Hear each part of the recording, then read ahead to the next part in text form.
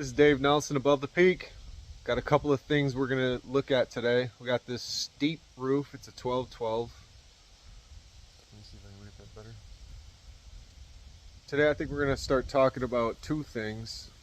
We're going to first focus in on what it takes to put step flashing around a corner. It could be a chimney. In this case it's a dormer, but it doesn't really matter. Anything you got to go around protrusion wise that's requiring step flashing. We're going to talk about what it's going to require to cut those flashings and install them all the way up that wall. And another thing is, since it's a 12-12, we'll talk about nailing patterns and kind of how you should up it a little bit on a steep roof like this. So we're going to talk nailing patterns on this steep roof. Normally, a 4-nail pattern on a roof would be good. So 1 nail here, you skip a ways for your step over here to have space to not have nails. 2, 3, 4. But this is a steep roof. I'm putting 6 in each one, so I'm going to throw that in. This is what we're looking for because it's so steep. Skip your first foot so that your next step doesn't have nails anywhere near the joint, and then put about 5 to 6 more. Now you know the shingle with all this downward force from gravity is not going to go anywhere. So we want to keep running that 6 minimum. I mean, if you put more in it, it's not going anywhere, but the big thing is also to make sure you have that first foot kind of skipped after that first nail. And that's it. Cool. Okay, we're trying to cut angles that are obscure and they're not standard at all. So the first thing we're going to do is kind of clean up the felt that's on the edge of this roof.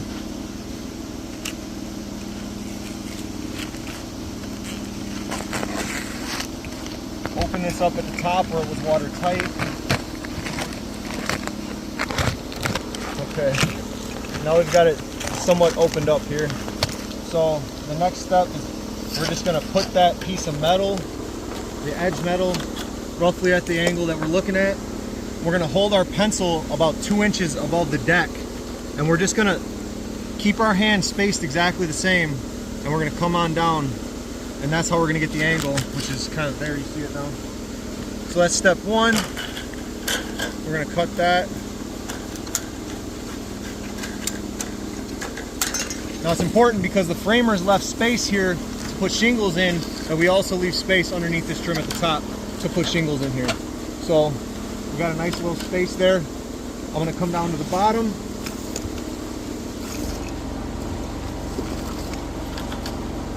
Make sure to cut it about 3/8 longer than it needs to be.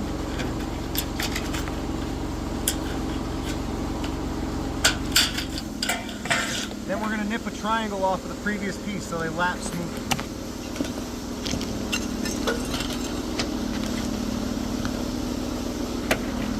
We're going to flush them up. Put it tight. Holding it tight to the fascia because we all know from the ground if it's got space in it, it looks like crap. Nail it on. Now we're going to keep shingling. Okay, we're putting step flashing inside a wall. Hopefully you kind of follow this and see how to do it without adhesives, because that's what a professional roofer does. Adhesives, especially in replacement for flashings, is amateur work to say the least.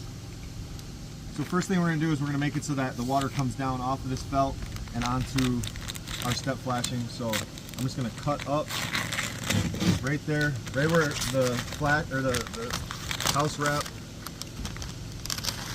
meets the sheeting on the deck. So we got some space cleared out right there. Next thing we're going to do, we opened up a flashing to kind of get it corrected with the roof pitch and the wall pitch. To open up a little bit more. We got something like that.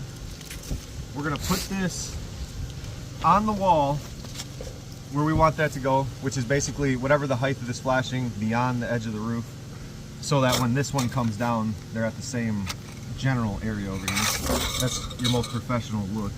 We're going to come in here, mark the back. I've got a mark there. Now, I'm not going to cut that mark straight. I'm actually going to cut at a 45 from the corner of the flashing down to that point.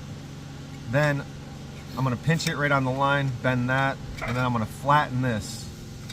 So this is the first step. Baby tins bend very easily. Okay, so we got that done. We're going to put that right in here. I'm going to throw a nail here into that triangle into the wall over here, and I'm going to put one. Okay, so now I've got a little bit of my flashing hanging below the colored section of my shingle, so I'm going to take that up a wee bit. So that way when my next course of shingles comes on, you aren't going to see this flashing in there. So next I'm going to take another flashing, bring it to the bottom of that last one. We're going to take the pencil and now we're going to mark this side. Got a mark there. Now this is one of the most important parts. You don't just cut up the bottom or the corner of the flashing. You cut slightly up that edge so that water will never have a tendency of jumping that area. You put a relief cut on the top so it bends in that particular spot. That's it right there, and this is what I was talking about, having that little piece coming down so that water can continue to come down and not try to jump over into this crack here. You're gonna have to cut this back so that that lays flat on the roof when you put it on the roof, and then we're gonna cut it to length likely. Oh no, she's good to go. And so what I like to do when you get them tight is drop it down a little bit so water will never have a tendency of jumping over that. We'll still put a dab of sealant in there, but make sure you drop it just a little bit, and we'll put our next shingle over everything you see there. Okay, so now we're going to throw a couple shingles on.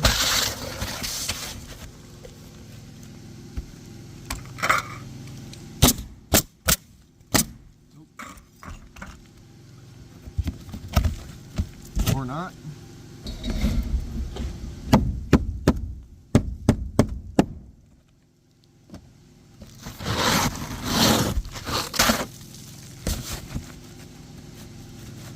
Put the shingle on. And then we're going to put one more on.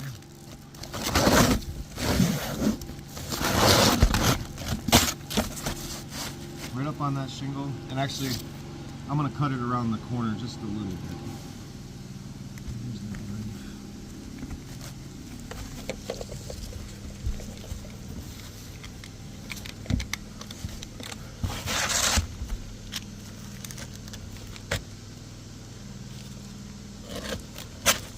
Okay. So that covers all that.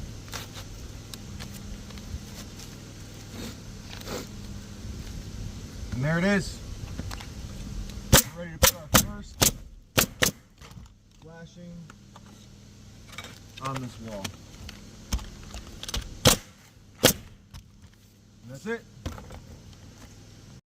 We're here finishing things up. It's getting kind of dark, so we wanted to get a little video. Got the roof complete. We're just finishing off the ridge cap, but as you can see, it's kind of getting dark out here, so there it is. Another one in the books.